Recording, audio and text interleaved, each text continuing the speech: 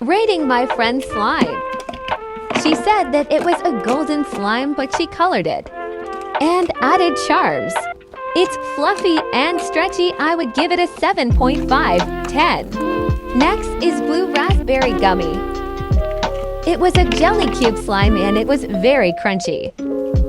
It had very nice bubble pops.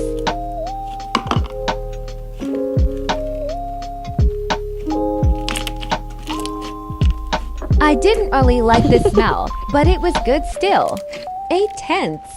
Next is Star Jar. Smelled good and felt nice, good bubble pops. It kept sticking on my hands, lol. 10/10 for me.